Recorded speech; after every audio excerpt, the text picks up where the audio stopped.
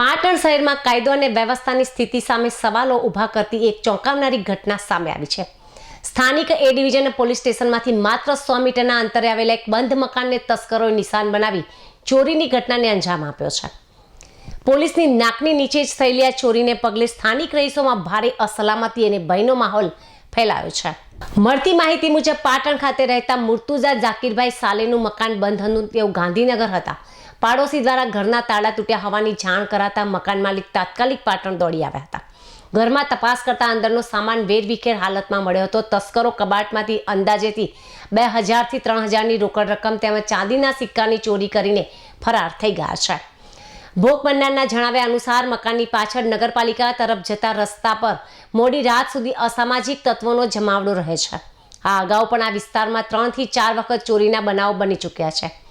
Police સ્ટેશનની તદ્દન નજીક હોવા છતાં વારંવાર બનતી આવી ઘટનાઓથી સ્થાનિકોમાં તંત્ર સામે રોષ જોવા મળી રહ્યો છે। આ બનાવ અંગે પાટણ એ ડિવિઝન પોલીસ મથકે વિધિવત ફરિયાદ નોંધાવવામાં આવી છે।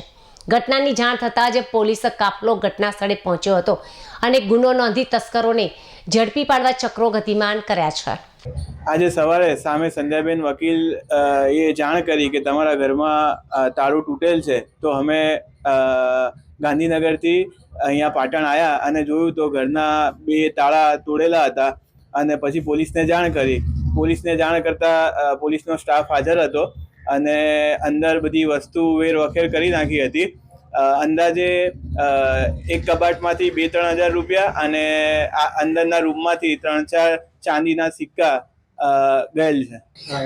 એ ડિવિઝન પોલીસ સ્ટેશનને જાણ કરી અને કમ્પ્લેન લખાઈ દીધી છે।